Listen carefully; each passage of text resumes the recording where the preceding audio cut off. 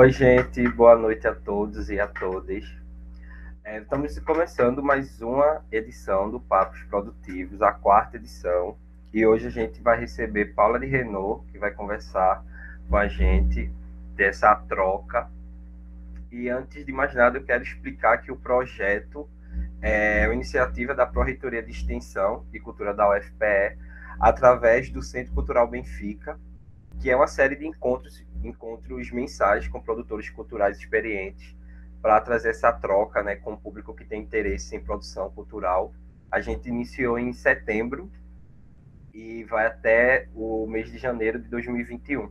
Então, essa está sendo a penúltima edição do projeto e no próximo mês a gente encerra esse ciclo de conversa. Eu me chamo André Lourenço, sou ator, figurinista e produtor cultural. Sou estudante do curso de teatro na Universidade Federal de Pernambuco.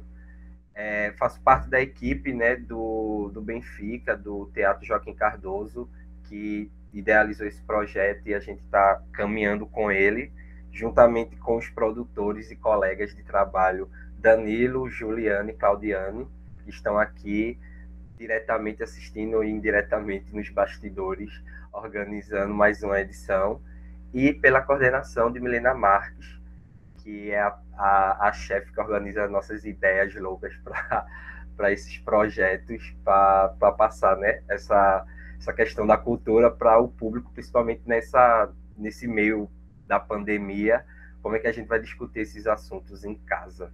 Então é isso, vou falar hoje, na verdade, ler o currículo aqui rapidão de Paula de Renault, e logo após eu passo a palavra a ela.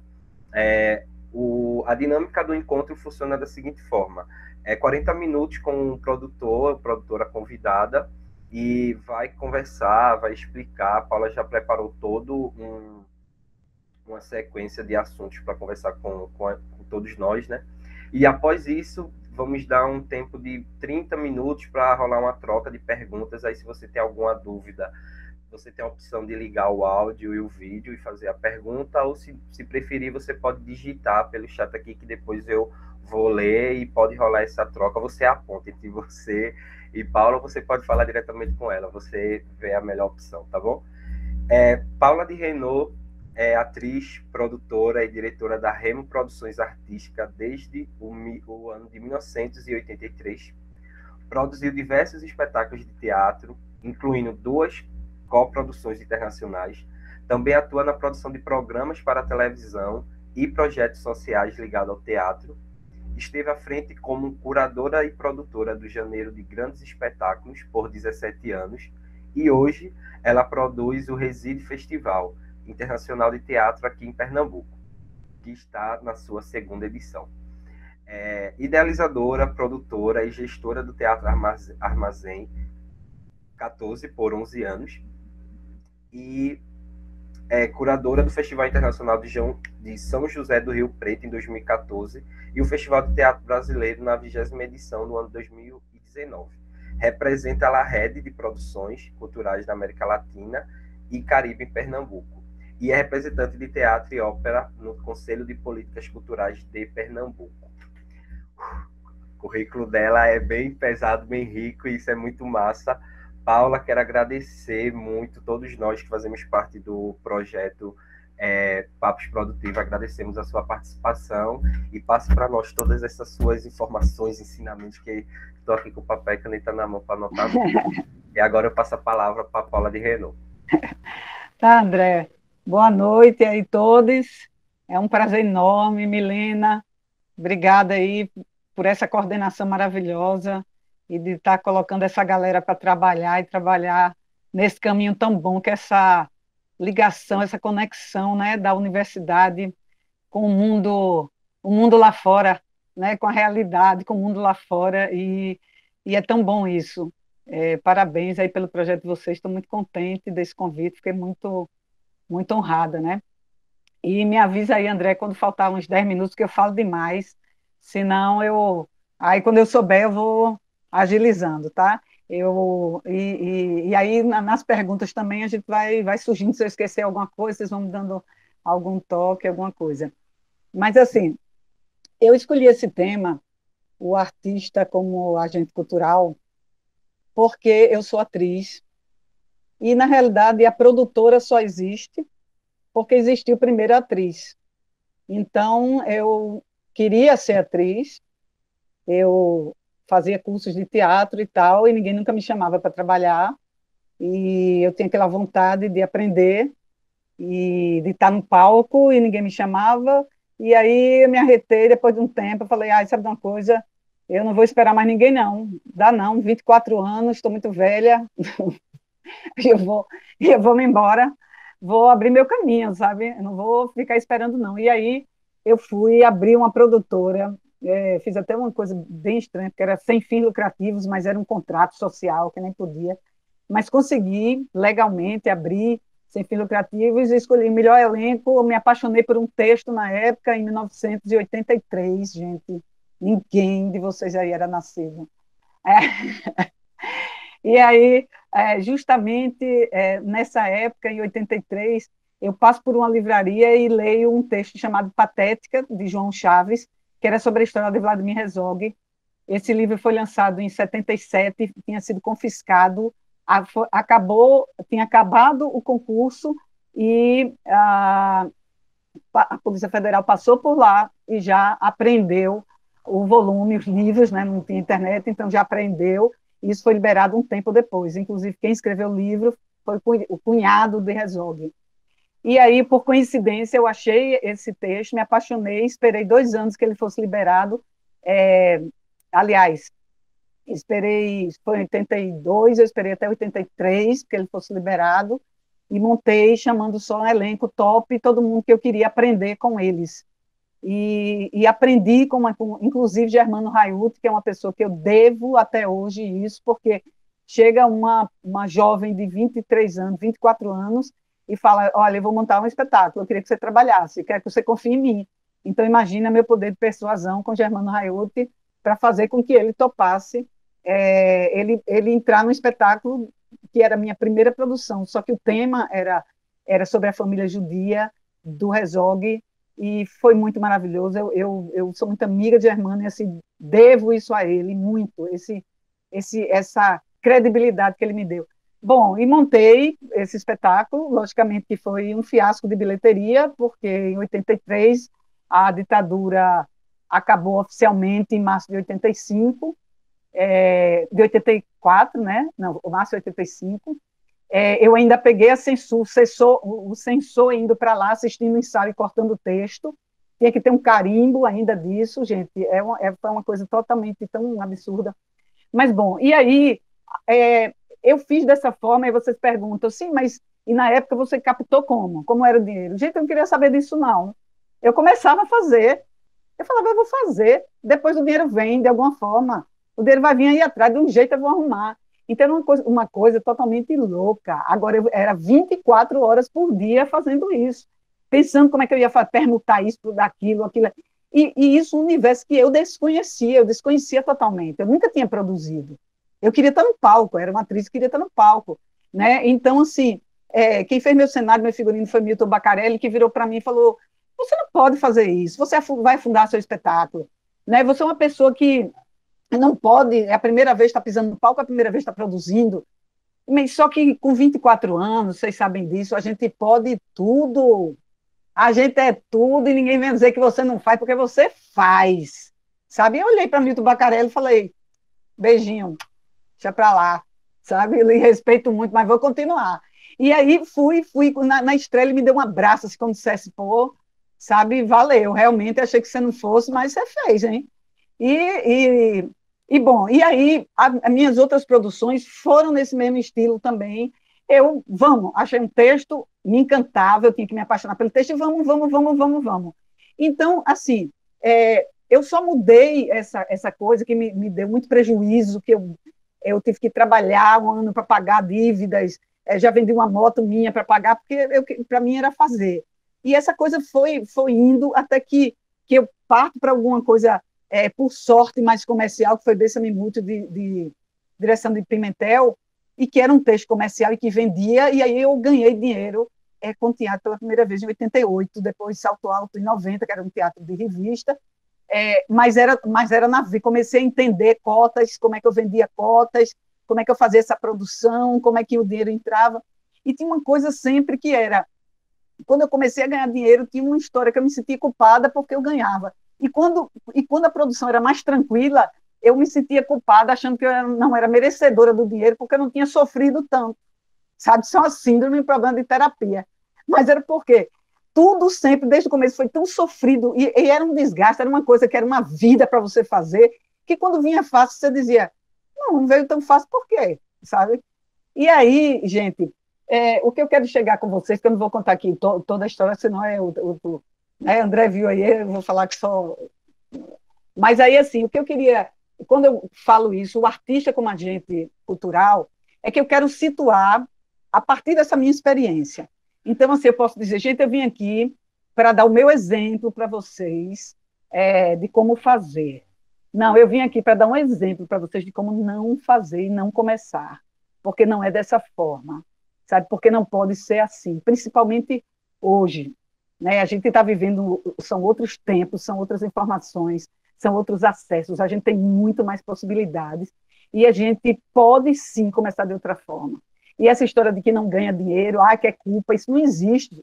Você tem que ter o seu dinheiro porque você tem que viver do que você faz, do que você quer e do que você ama fazer, né? Então, você pode até ganhar menos dinheiro, por ser uma coisa mais instável, mas você vai ser mais feliz do que se você estivesse trabalhando em outro lugar que você não está nem aí só para fazer esse dinheiro.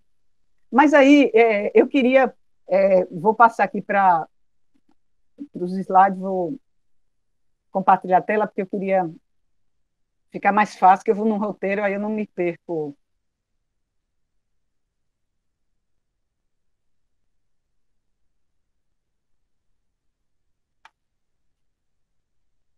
Aí, né?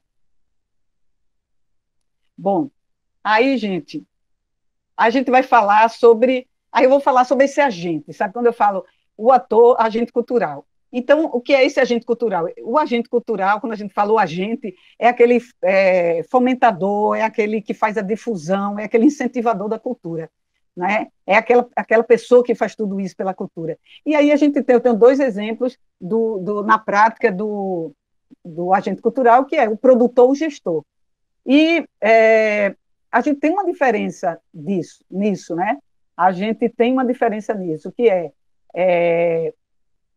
que é, peraí, deixa eu passar aqui. Vamos ver.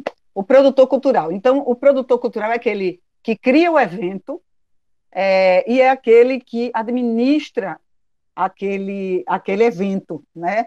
Aquele projeto. E ele é responsável pela intermediação entre o artista e os outros profissionais, com os espaços, com as empresas, com o governo, com o poder público, com a mídia, com o público. Então, esse é o produtor, é aquele que põe a mão na massa, aquele que vai para o campo, aquele que, além dele administrar, ele cria, é ele que capta, ele que vai dirigir, vai realizar, de fato, aquele evento. E aí a gente vem para o gestor. Então, o gestor é aquele que administra os grupos e as instituições culturais, mas que ele faz essa intermediação também, ele faz do gestor cultural e dos espaços, ele faz do gestor cultural com os patrocinadores, ele com o gestor cultural do poder público, também entre os artistas, também entre a mídia e o público, mas de uma forma, é aquela forma administrativa. Então, eu tenho o gestor cultural do Passo do Frevo, do Centro Cultural Benfica. Então, ele gere aquele espaço, ele administra, e o que é que ele faz? Ele intermedia essas ações entre empresas que vêm ser patrocinadoras, entre o espaço cultural, entre o governo, entre a Universidade Federal, o público, os artistas, a mídia. Então, a gente tem essa diferença. Eu estou usando essas duas lâminas emprestadas de Rômulo Avelar, inclusive eu pedi a ele, liguei para ele, eu pedi. Ele tem um livro sensacional que chama O Avesso da Cena, Notas sobre Produção e Gestão Cultural. É uma bíblia. Ele tem entrevistas com produtores do Brasil inteiro. É um livro que eu acho que já teve 2 atualizações, e é um livro super bacana. Então, quem quiser quem tiver essa curiosidade, quem tiver na produção, vale a pena fazer esse investimento. E aí a gente vem assim, isso aqui é uma curiosidade. Esse produtor cultural, ele tem perfis, vamos dizer assim, a gente pode definir ele com alguns perfis, né? O idealista, não, nós vamos produzir uma transformação, a cultura que vê como uma transformação. O desiludido é aquele que, eu sabia que essa empresa não vai dar em nada, não adianta procurar, não, isso aí é o filho da mãe, isso aí só pensa no mercado, né? O alienígena é aquele que tanto faz, ou ele vende banana no mercado, ou ele vai vender cultura, ou ele vai vender água mineral, ou qualquer outra coisa que ele venda, sabe? Tanto faz para ele. Profissional é aquele que se situa mais no mercado, é aquele que entende, né? É aquele que é mais próximo, e aquele, por acaso, é aquele amigo que, vamos lá, eu estou precisando de uma pessoa para me ajudar lá, para fazer uma produção, para estar lá comigo, para fazer. Aí o cara vai lá e consegue, e pô, foi por acaso, mas ele até que tinha jeito e se deu bem, né? E aí a gente encontra nisso, a gente encontra problemas, né? Necessidades do setor. A gente precisa acabar com o improviso, a gente trabalha de uma forma super improvisada sempre, por mais existem poucos grupos, de fato, muito profissionais no Brasil, poucos com relação à quantidade que a gente tem. A gente tem uma necessidade grande de formação de produtor, de gestor. Podia-se ter políticas públicas, de fato, de capacitação, porque a gente formaria gestores melhores, produtores melhores.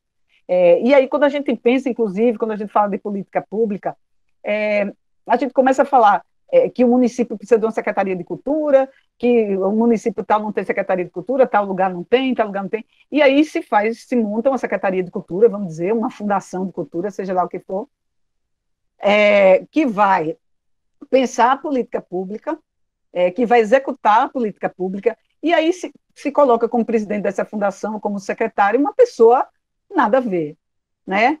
Tipo, a mulher de cicraninho do político do partido tal, na cota, ela vai para lá, que ela vai para lá brincar de boneca, sabe? Como já aconteceu tantas vezes, foi para lá brincar de casinha, ela foi para lá, né? E aí é super complicado isso, porque aí o que adiantou ter uma secretaria, ter uma fundação, se o gestor não entende absolutamente nada, veio de outro setor, não entende nada, então aquilo ali vai ter uma estrutura que não vai dar resultado nenhum e que vai ficar daquela forma, e políticas não serão pensadas, políticas públicas para a cultura, não haverá avanço. Então, isso depende muito da capacitação de quem pensa, não é? De quem gere e de quem produz, de quem vai lá e faz acontecer e que é responsável por toda essa relação, né? Então, a gente precisa... Isso aí, eu falo com relação a essa política pública.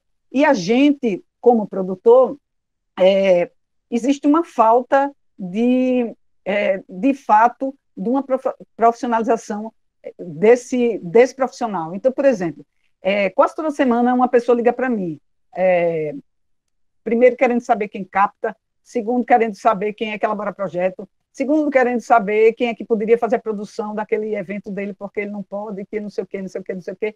E aí você olha assim, você fala, gente, realmente eu não sei. Realmente, assim, quem é só produtor? Sabe? Quem é só captador? Quem é só, na outra função, produtor executivo, né? Então, assim, não sei, tem poucas pessoas na cidade que eu posso dizer, essa é só isso, e ela está caminhando cada vez mais, a cada dia, para se profissionalizar naquilo que ela quer.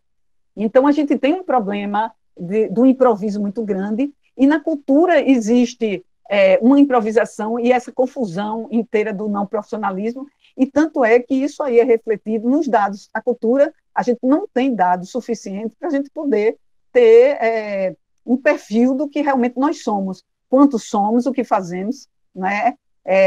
A gente tem uma coisa maior, como pesquisa de IBGE e tal, mais geral, mas a gente não tem uma coisa mais específica.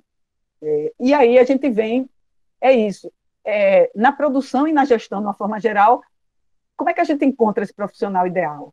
sabe? Será que todo mundo veio como eu vim, assim, de, de um grupo e sair fazendo só o meu, e eu também não quero me profissionalizar, eu vou fazendo, não quero saber mais nada, e acho que o meu produto é o sucesso, e deixo para lá, e vou me acostumar a vida inteira, me conformar de que vai ser aquilo, que eu nunca vou ganhar dinheiro naquilo ali, que vai ser aquilo, e que eu não mereço ganhar dinheiro, ou que eu não posso, ou que arte é para sofrer. Então, então, a gente precisa identificar as competências necessárias para esse trabalho. Tem gente que tem jeito para coisa e tem gente que não tem. Ele vai ter numa outra função. A gente tem uma necessidade dessa formação de equipe, né? Principalmente que pense que essa equipe ela tenha uma formação de equipe transdisciplinar. Então, que ela comece a pensar, se ela está aqui, ela está pensando como ela vai fazer essa conexão com a educação, como é que ela vai fazer nessa produção e ela vai pensar de uma forma maior, como é que essa equipe, eu vou ter um profissional que pense de todos esses lados. E como que a gente vai equilibrar melhor esse trabalho, para não ficar sobrecarregado para um para outro? Qual é a função de um e qual é a função de outro? E aí a gente chega no artista como a gente. O desejo de acontecer. Todo mundo tem um desejo de acontecer. O artista tem um desejo de acontecer, todo ele tem, eu vou acontecer. Né? A definição de acontecer é que depende. Né? Tem gente que até hoje, se você não aconteceu, foi para a Globo, você não aconteceu. Você pode ser o melhor todo mundo da sua cidade e tudo. Né? E isso é uma coisa que a gente nem vou dizer, nem vou dizer que não quer não, porque aí seria, né? mas assim, um dinheiro certo, uma visibilidade, mas assim, não é esse, mas ainda existe esse parâmetro, né? Existe esse parâmetro. E aí vem o artista, muitas vezes se acomoda, ele começa a querer que alguém produza ele, e qual é o maior sonho de consumo do artista? O maior sonho do consumo do artista é ter um produtor que produza ele, sabe? Eu digo sempre isso. É o maior, porque ele fica esperando, ele telefona, ele busca, fulaninho, você quer me produzir? Você que faz isso? E aí o tempo vai passando e as pessoas não vão produzir, porque falta este profissional, né? A maioria, por exemplo, eu vou falar de Recife, que é onde eu conheço, Pernambuco, não tanto o interior, mas também conheço um pouco as pessoas do interior, e aí é um pouco assim, eu trabalho como produtora porque eu sou artista, então eu produzo meu trabalho. Então tem muita gente que é assim, então falta esse outro profissional que venha para fazer esse trabalho. Então, tem muito artista que se acomoda e diz, não, eu vou ficar, um dia vai aparecer, para mim, uma pessoa que vai me produzir, né? Então, assim, a gente não tem espaço para improviso, a gente não tem espaço para aventuras solitárias, e aí eu me coloco, a, meu erro, meu grande erro, então, foi meu erro, mas também se eu não tivesse feito, não tinha acontecido, tá? O início é isso. Mas, assim, você erra, você está envolvida naquilo ali, você nunca vai fazer uma análise daquilo que você está envolvida. Quando o tempo passa, que você olha de fora, que você vê o seu passado lá, que foi que você fez, aí você diz, pô, eu me admiro muito ter tido aquela coragem. Agora, nossa, que sofrimento. Por quê? Porque eu me meti numa coisa, numa aventura solitária, sabe? E aí eu não pude ter uma carreira sustentável, porque eu, como artista, eu fiquei aquém do que podia ser. Por quê? Porque eu estava dividida entre os dois. E não era brincadeira, gente, porque eu não falo que era só produção, não. Eu tinha ideia, eu escolhi o texto, eu escolhi o elenco, eu escolhi a direção, eu fazia plano para venda, eu saía para venda de loja em loja. Teve projeto que eu visitei 50 empresas, eu tinha a relação das 50, isso depois de 88, quando já fiz cotas. Eu fazia release, porque eu me formei em jornalismo na Federal.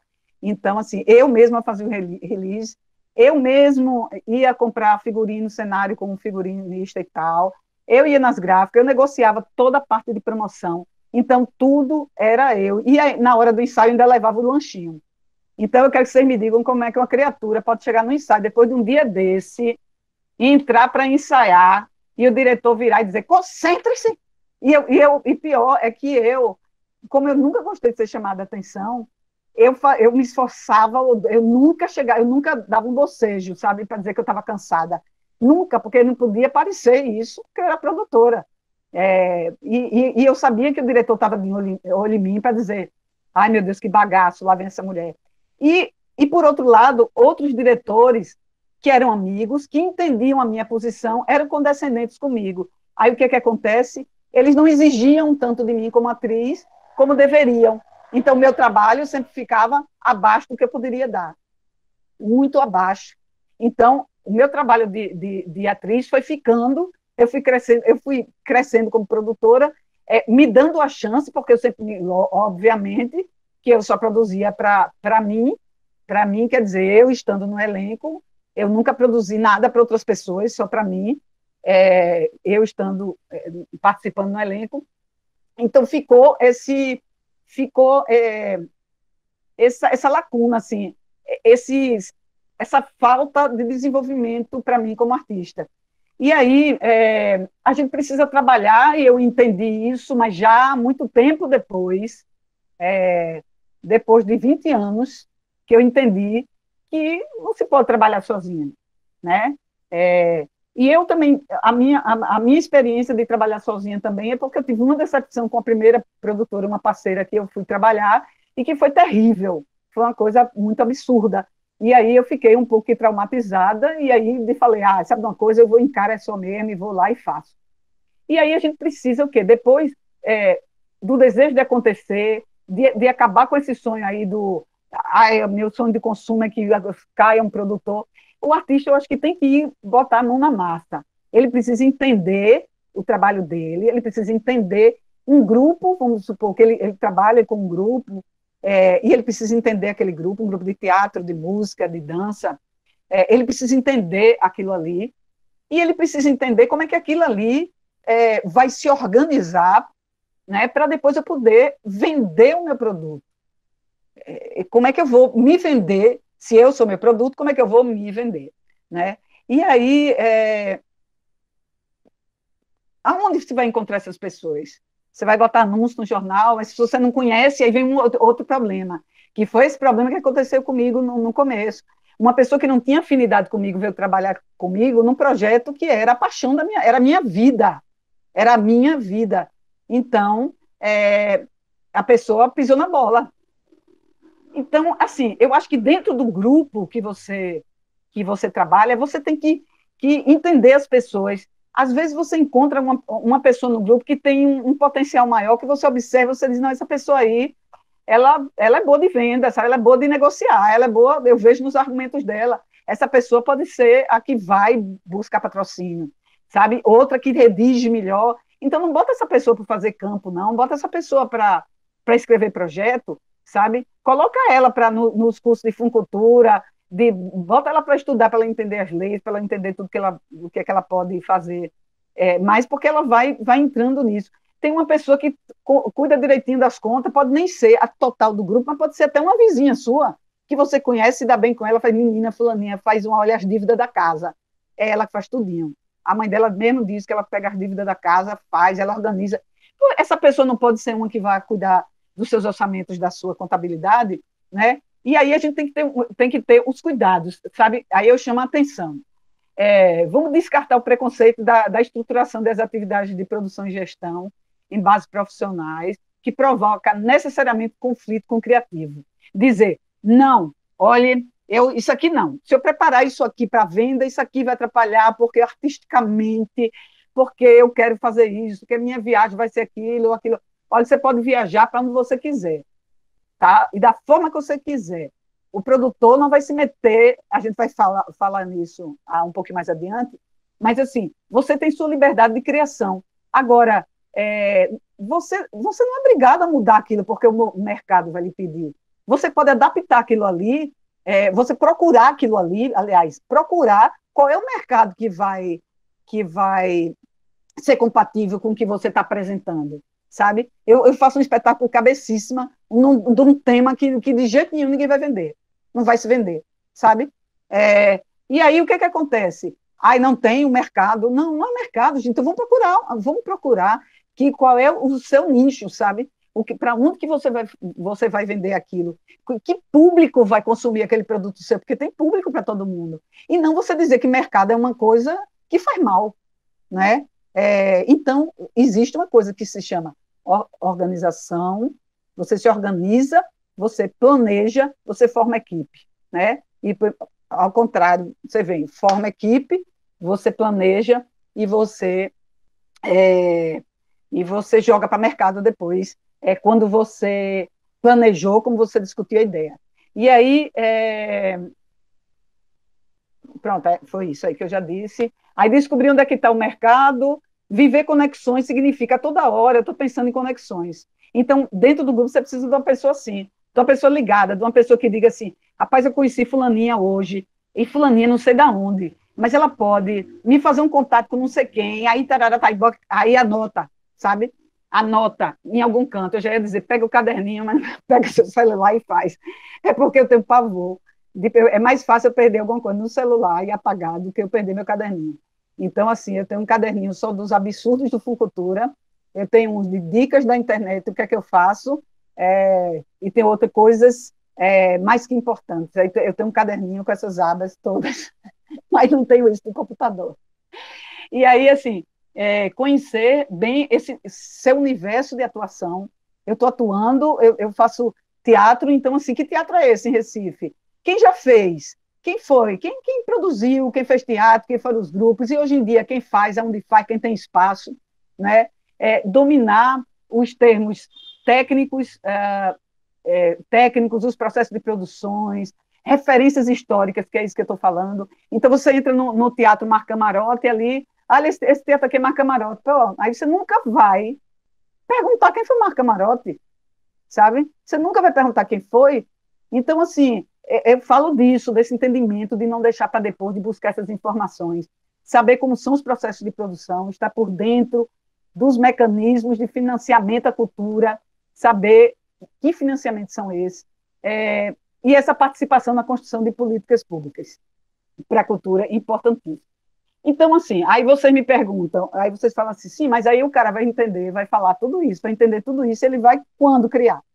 Porque daqui que ele vai perder o tempo dele fazendo isso tudo, então ele vai criar quando? Vai ficar igual a mim, quando chegar no ensaio, quando chegar para escrever um texto ou para um show, o cara está morto. Para pintar um quadro, o cara morreu já, porque ele está fazendo tudo isso. Mas justamente ele não tem que fazer tudo isso, sabe? Mas ele tem que estar conectado, ele tem que se ligar. Ele tem que se ligar, porque ele tem que entender aquele universo onde ele está inserido. Acabou-se a época do artista Odara, sabe, que está ali sem saber de nada. Vai, meu filho, vem cá. Agora chegou a hora, você vai atuar lá.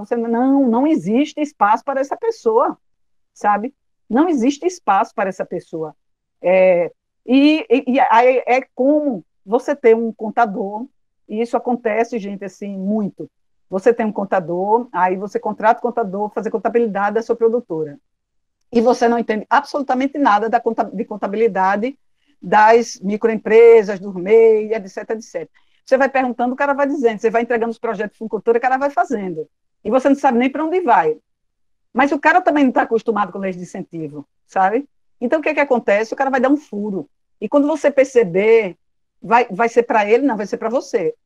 Então, você vai ficar com o seu nome sujo, você vai ficar com um rombo lá no Cultura, lá qualquer edital que venha. Por quê? Porque você não tinha a menor noção, então você nem pôde ver o que é que o cara estava fazendo. Nem dizer, rapaz, eu acho que esse cara está fazendo certo, não, porque você nem questiona, porque você não sabe nada. E assim é a vida, né? Não só na profissão da gente, mas com relação a tudo. Se a gente não sabe, portanto, a gente não reflete nem questiona, passam por cima da gente. E assim vai. E nisso é onde vem a participação desse artista na construção e defesa das políticas públicas para a cultura. E eu acho que o artista ele tem que ter essa participação. Porque se o trabalho dele é a cultura, se ele precisa defender e ele tem a cultura como direito, por que ele não se insere e ele participa, e ele contribui, e ele reivindica? Ele deixa para os outros fazerem, para ele tomar conhecimento disso depois, né? E aí vem, eu vou falar sobre isso daqui a pouco, tá? Vou voltar para isso, para o direito cultural. E aí a gente vem assim, o respeito ao artista versus a submissão ao artista. Então, assim, a produção, ele vai se submeter ao artista, ele vai respeitar o artista, né? Existem produtores e produtores, viu, gente? Também é isso. Vamos falar do outro lado também, que é aquele produtor alienígena, que a gente falou lá, aquele que tanto faz vender banana, laranja no mercado, qualquer outra coisa, aquele que entra e que ele vai dizer assim, não, mas essa sua peça, não sei o quê, não sei o quê. Não, de jeito nenhum, você não vai fazer isso não, sabe? Aí, não, você não pode terminar assim essa peça não, essa peça não sei o quê, papapá. Não, você tem que fazer isso. Então, assim, nem ele pode agir dessa forma, porque tem que haver um respeito ao trabalho artístico, e para isso existe diálogo, e para isso se chega num ponto comum. Pode-se ter, havendo esse diálogo, se resolve, né? Essa submissão, a submissão ao artista, simplesmente também o produtor não dizer absolutamente nada, ele vê, mas ele tem medo até de chegar perto do artista. Então, esse não é um produtor, porque ele não vai estar com a rédea daquela produção, então aquilo ali vai correr frouxo. Por quê? Porque ele se submete a alguém. E não trabalha em equipe, ninguém se submete a ninguém, todo mundo tem suas funções e todo mundo discute em conjunto, né? E com problemas particulares você resolve. Então, esse processo criativo é uma coisa que tem que ter muito cuidado ao lidar com isso. Eu montei um espetáculo onde hoje eu passo a alfândega, onde não existia absolutamente nada ali, que era um Santa Casa da Misericórdia, um estacionamento jogado, só Mônica Lira, do Grupo Experimental, tinha uma salinha onde ela ensaiava. O bairro do Recife era nada, era underground, as pessoas tinham medo de ir para lá, no ano de 2000, e eu aluguei a parte lá de cima, restaurei, e fiz a história de amor de Abelardo e Heloísa, do século XII, lá em cima, com as janelas abertas, que foi uma coisa linda, e tinham 23 pessoas num elenco, com a Alegreto tocando ao vivo, músicas do século XII. E aí a gente começou a cortar textos. Vê só, eu era do elenco, e essa é uma relação muito complicada. Eu, sendo artista, estou no elenco, sou a produtora, sou eu que mando, sou eu que pago, sou eu que exijo os ensaios, sou eu que peço, por favor, para que aceitem isso ou não aquilo, sou eu que coloco as propostas, e eu sou a parceira, e eu estou lá dividindo a cena. Se eu tiver como produtora qualquer problema, como produtora com eles, vai interferir na minha cena, né? Vai interferir na minha cena.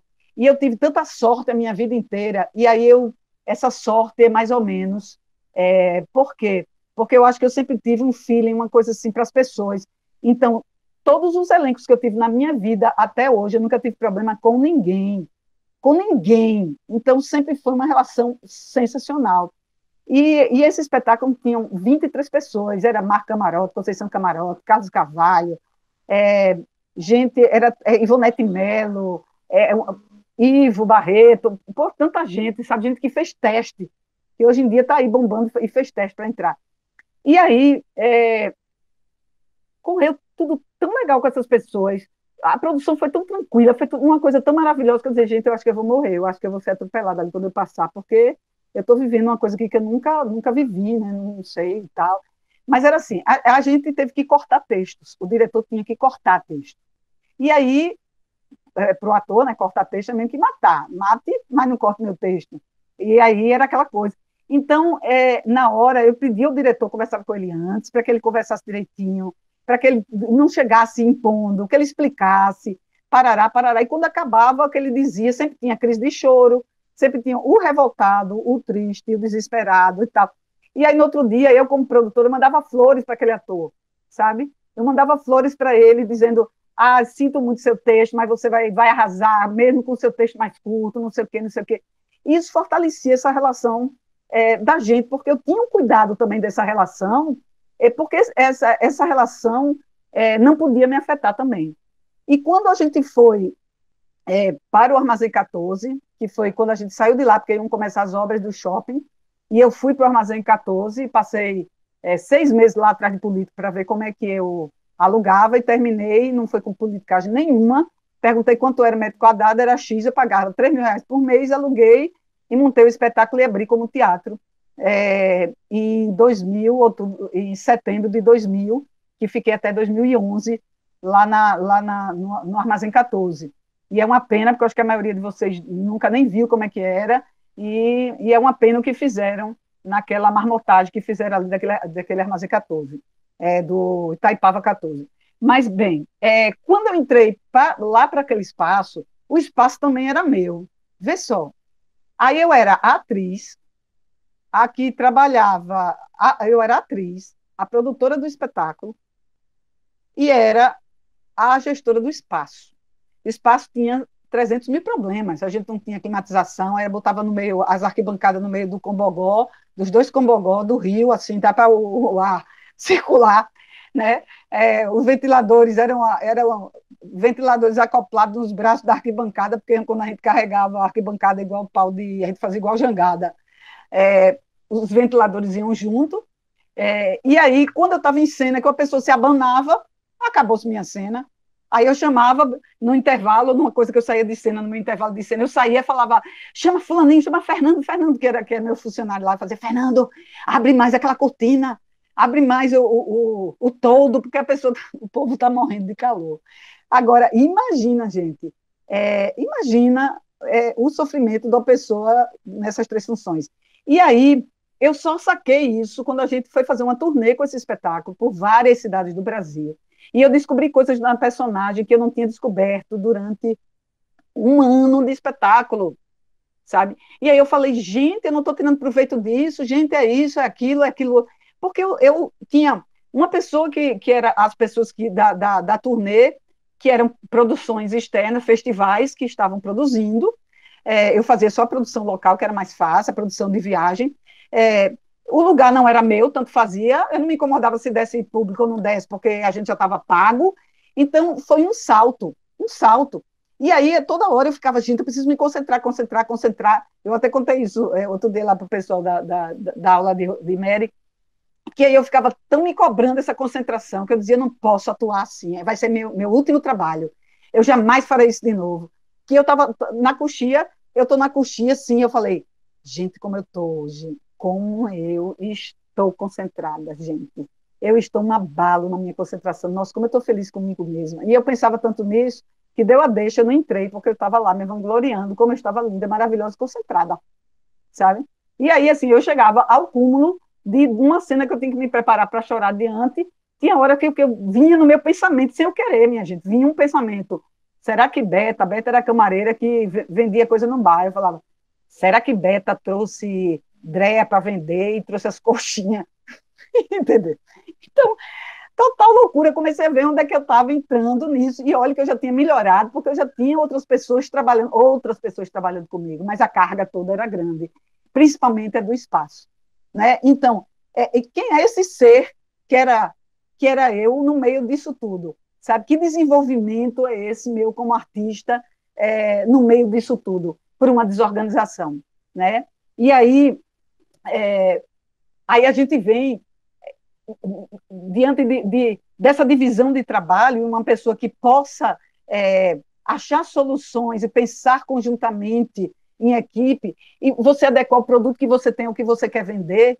E aí, como é que você pode ver? Você tem várias coisas, ou você tem a venda dos ingressos, ou vocês têm a lei de incentivo, os fundos, né? Os fundos são as leis de incentivo que estão dentro das leis de incentivo, que é o dinheiro direto, editais públicos, patrocínio de empresas, as empresas abriam, hoje em dia muito poucas, mas abre, crowdfunding, as ações, financiamento via Lei Rouanet, que também é quase nada, mas né, se tenta, a gente morre tentando, venda de produtos com a marca de organização, isso aí é muito pouca coisa, isso daí nem funciona tanto, a não ser que big produções, mas assim, apresentações e atividades nas escolas, que é viável para a gente, parcerias com a universidade, que é viável para a gente, passagem do chapéu, que às vezes dá muito mais do que uma bilheteria com valor estipulado, e as ações coletivas e as trocas, né, os escambos. Eu faço isso, você me dá isso, eu quero uma mídia, e aí eu faço isso para você, para a sua empresa, sabe? Eu tenho um grupo, a universidade, a escola tal, a gente leva o espetáculo para lá, eu dou uma apresentação, mas eu estou precisando que isso aqui você viabilize isso, essa coisa aqui, né? Então, tem todo um jogo de troca, e que eu falo muito, gente, a gente está na hora de voltar para a produção da década de 80, que eu chamava a produção do troca-troca. É tipo assim, você me dá o tecido para fazer o figurino, eu boto a sua marca no meu programa, sabe? E aí arrumava uma gráfica para imprimir o programa, para poder eu poder oferecer aquele espaço para o cara. E aí, quando eu já tinha aquele espaço, então eu já podia oferecer outras coisas mais. Trocar. Então, eu saía, trocava figurino, aí trocava não sei quem, aí fazia essa permuta, e assim, uma empresa que tinha vídeo, eu queria gravar o espetáculo, então eu, como atriz, me colocava para fazer um comercial para ele free, e em compensação, ou colocar voz, ou outro ator meu fazer isso também, e a gente teria aquela gravação do espetáculo. Então, assim, a coisa ia caminhando nesse troca-troca. Então, eu acho que também uma possibilidade grande para a gente fazer. E tem muita gente que, quando faz, já quer partir logo para cotas milionárias de venda. Gente, qual é o produto que você tem? Que produto é esse? Sabe? Vamos atrás de quem consome seu produto e de como que você pode fazer aquela venda do seu produto, né? E de como que você pode se organizar. E aí, gente, eu parto para isso, quero voltar muito para isso. Eu acho que tem um tempinho ainda, né, André? Tem um tempo aí. Quanto tempo eu tenho, André? Está 10 marcando aí. minutos. Pronto. Tá. Então, vê só, gente. Eu vou muito nisso porque a minha vida inteira, quer dizer, não vou dizer inteira, porque quando eu comecei, final da ditadura, e eu também não tinha estudei num colégio absurdamente absurdo, que a gente nem sabia que existia ditadura. Quando eu comecei a entender as coisas, foi o teatro que me mostrou, foi no curso de Marco Siqueira, foi outros cursos que eu fiz e que eu fui tendo esse contato, vendo o que é que a gente estava passando, o que a gente estava vivendo.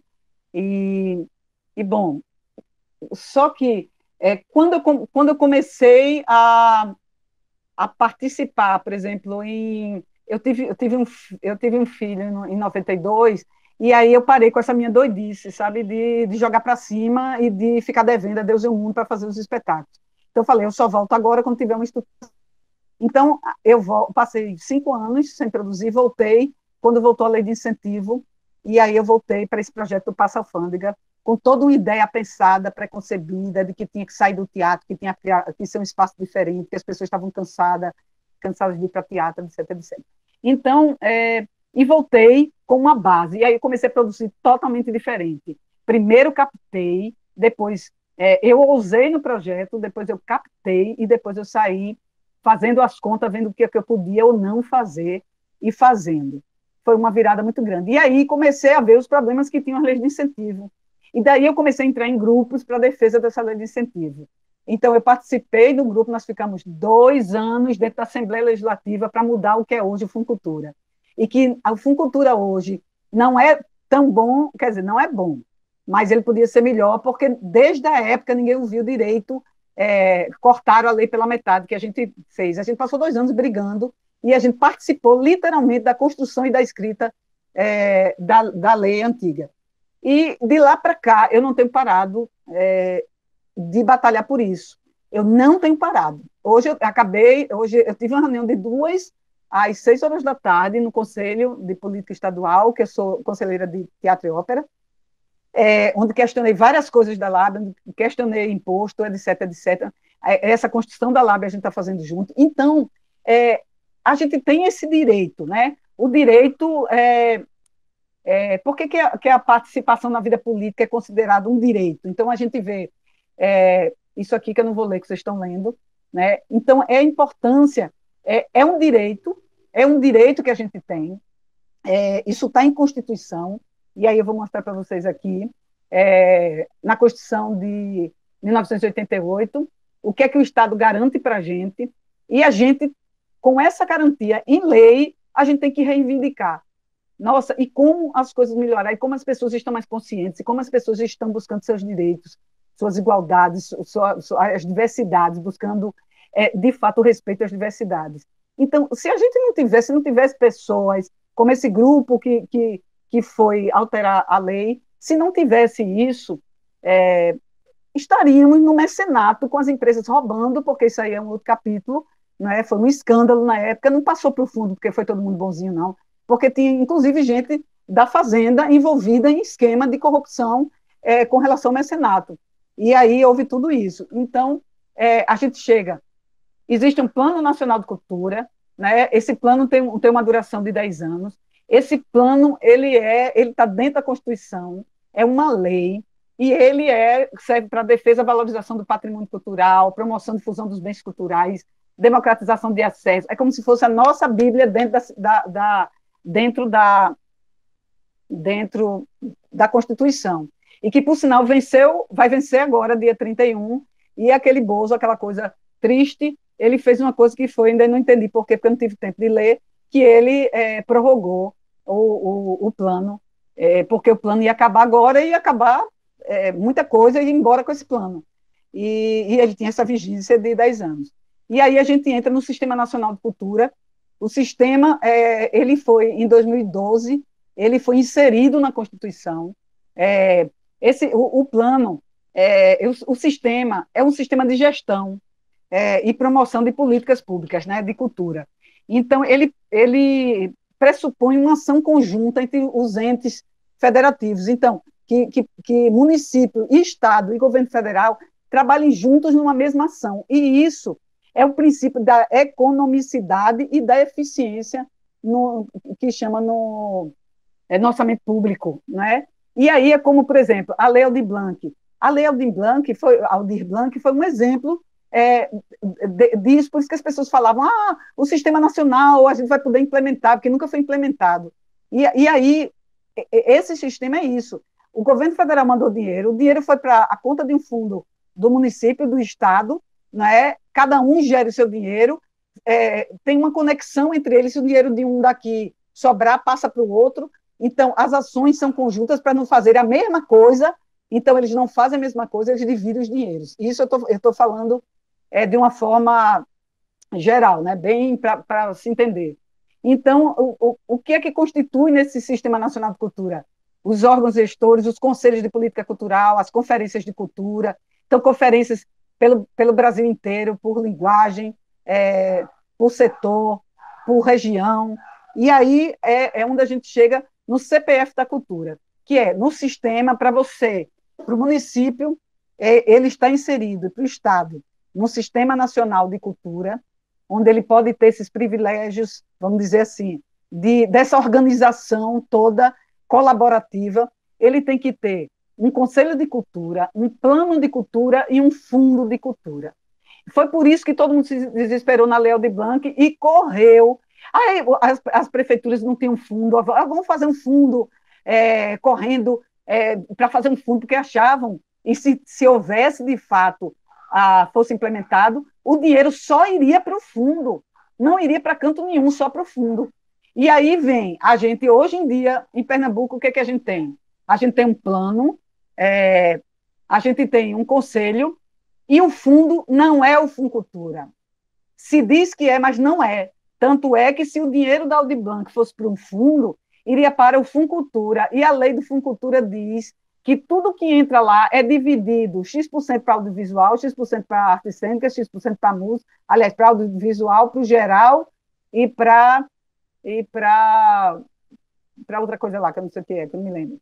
Mas vem toda a divisão de dinheiro, então jamais ia poder ser depositado no fundo para poder fazer o que está fazendo com o Aldir Blanc.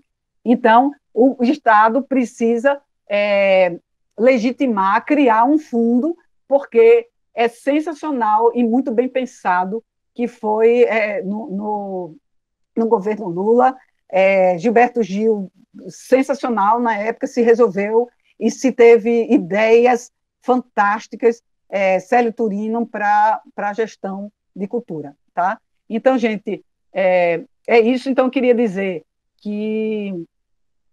Bom, espero ter... A gente vai vendo aí nas perguntas, tá certo? O que é que vocês perguntam, o que é que eu posso também esclarecer de coisas que a gente viu, outras coisas que vocês queiram perguntar.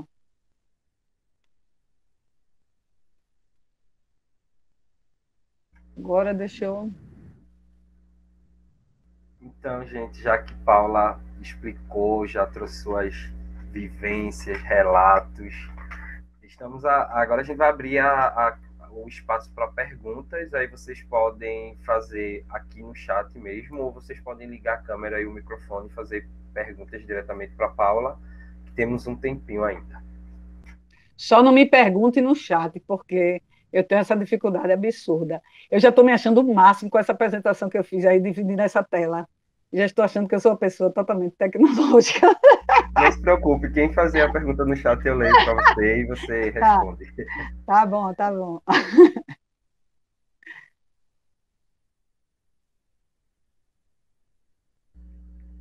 Enquanto a galera ainda vai perdendo a vergonha, enquanto você estava falando, eu estava vendo aqui a lista de perguntas que nós da produção criou antes mesmo de começar o encontro, e eu já gostaria de perguntar sobre esse assunto de política, né, principalmente aqui no estado de Pernambuco, como é que funciona. E uma delas é o seguinte: existe anualmente algum congresso, Paula, que você saiba que acontece, algum congresso de políticas culturais no nível municipal, estadual e federal aqui? Olha, dentro dessa história do Sistema Nacional de Cultura, tem as conferências, é, aquelas conferências que eu estava falando. Essas conferências, elas acontecem, ela teria que acontecer a cada ano, e aliás, de 2 em 2 anos, e nessas conferências se tem a eleição das setoriais, né, que é uma coisa que não deu tempo para falar. Então, presta atenção, quando o artista ele não é ativo, ele não quer saber, ele deixa para lá, outras pessoas vão representar ele em instâncias de políticas públicas, de governo, né? Mesmo representando a sociedade civil, está representando ele. E essas pessoas vão tomar decisões, né? E às vezes nem há tanto tempo de perguntar a base, às vezes você tem que estar lá é, trabalhando para isso. Então, quando essas pessoas não vão lá votar em Cicrano, não, eu quero que fulaninho me represente, né? Então, ela está deixando uma pessoa que ela nem sabe quem é, ou ela nem soube que tinha essa representação. Então, o que acontece? Se faz chama as conferências de cultura. Tem conferências municipais e estaduais. Então, essas conferências acontecem, por exemplo, conferência de teatro, de dança, tem por linguagem e tem por região. Então, faz com a região metropolitana, vai para a região da zona da Mata Norte, vai para o sertão, não sei o quê. E aí e se tira documentos, se discute política e se vota nos representantes setoriais. Então, esses representantes setoriais são os representantes, são 5, com os seus suplentes, que dão suporte ao conselho. E aí, esse conselho, como é que é montado? Ele não é montado, ele não é criado, nem é votado dentro dessas conferências. Ele é chamado a debate e conferência. Por exemplo, vamos abrir plenárias para votação de representantes do conselho. Então, é chamado as linguagens, tem 21, porque tem as linguagens, teatro, dança, circo, literatura, artes visuais, e tem representante do sertão, zona da mata e agreste. E aí as pessoas se candidatam, e aí defendem a candidatura e se marca um dia para se votar. Então, por exemplo, se eu sou candidata de teatro, só as pessoas de teatro que vão votar. Aí as pessoas vão, se inscrevem, né? Não, olha, fulaninho, Paulo, se inscreveu, então você pode, mandou o seu RG, não sei o quê, então vai para lá que a votação vai ser dia tal. Então você vai para lá, ou você se coloca como uma pessoa que quer concorrer, né? Ou você vota numa pessoa. Para isso você escuta por que aquela pessoa está ali. Aí você tem que entender se aquela pessoa está ali, você conhece algumas pessoas, você sabe se a pessoa está ali por status, para ela só dizer, eu sou setorial, eu sou conselho, sabe? Eu sou ali para quê isso? Né? Mas, e aí a pessoa não vai trabalhar de fato, ou se é uma pessoa que realmente vai lhe defender, vai para lá brigar com o governo, vai para lá dizer, não, assim não pode ser assim, né? E vai de fato construir. Por quê? Porque não se ganha nada fazendo isso, né? E aí o conselho é eleito. Então, o conselho é eleito, são 20 membros titulares, 20 suplentes. Sociedade civil. E governo tem 20 do governo, porque é paritário. 20 do governo e 20 suplentes. Do governo, geralmente são TV Pernambuco, Universidade Federal, a representação da Secretaria da Mulher, é isso. E aí eu quero lhe dizer que sempre numa reunião, se você contar que eu tenho 40 pessoas, você pergunta quem são os representantes do governo, tem um ou dois. Sabe? Porque eles não vão, porque eles têm outros trabalhos, outros empregos, e eles são indicados para ir, então praticamente obrigam eles a estarem lá. E eles não aparecem, não contribuem, então é jogado na mão da sociedade civil, que eu acho ótimo, porque aí a sociedade civil encaminha da forma que quiser, sem eles lá. Né? A gente nunca teve, de fato, uma votação problemática, onde a gente tivesse que ter um embate e tivesse que ter um quórum maior que eles. Poucas vezes, aconteceu umas 2 vezes. Mas então o conselho funciona assim, com essa característica. E com essa votação. E as setoriais, dentro dessas conferências, são eleitas por segmentos também. E aí o que acontece? Eu trabalho com a setorial de teatro e a setorial de ópera, porque eu sou teatro e ópera, ainda não desmembraram. E aí eu converso com a setorial e peço para a setorial conversar com a classe. Muitas vezes, geralmente, eu estou junto com a setorial conversando com a classe, mas a setorial me aponta problemas, discute comigo algumas coisas, eu discuto com eles, por exemplo, a alteração de funcultura, a gente está vendo agora, vamos transformar de linhas para categorias. Né? A gente conversou na setorial, a gente fez isso da cabeça da gente? Não. Houve uma reunião, um seminário de setorial, conselho e tal, o ano passado, onde se tirou documentos. Esses documentos já vinham de escutas há 4 anos com a classe. Então, esses documentos equivalem, sabe? E a gente parte sempre de documentos que já foram feitos, nunca começar do zero, porque começar do zero ninguém aguenta mais. Então, é dessa forma. Não aconteceu agora o que tinha que acontecer essa conferência por causa da pandemia, o ano era esse de ter conferência, porque, inclusive, o mandato do Conselho acabou e foi prorrogado até junho para passar a pandemia, mas que haverá as conferências, porque o Conselho, para ser votado o Conselho depois, tem que haver primeiro conferências. Então, é mais ou menos isso aí. Então, quando eu falo de participar, é participar nesse sentido, porque, gente, Funcultura passa por lá, alteração, sabe? Todos os editais. E não é só a gente estar olhando edital, a gente está formulando políticas públicas, sabe? A gente está olhando para todo mundo.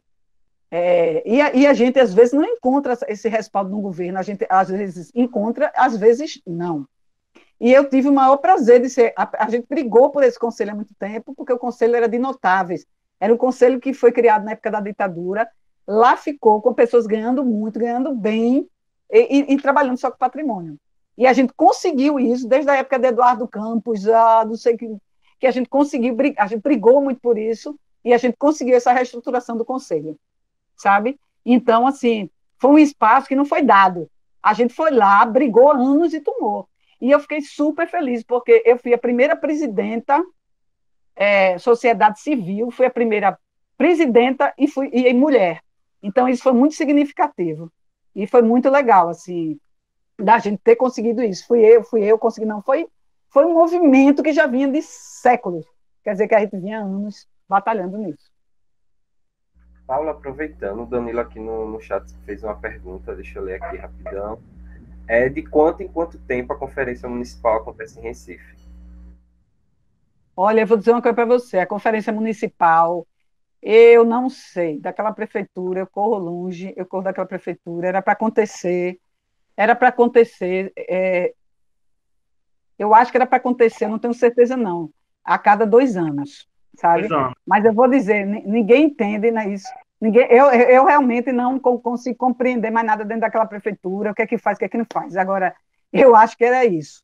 Como eu sou sempre contra, e eu nem olho para ela, aí assim, eu não olho, aí você pode dizer, mas você está desdizendo porque você está cuidando só do Estado, sabe? Aí você também não vai ligar para lá. Não, eu vou, mas eu não consigo dar essa conta agora dos dois.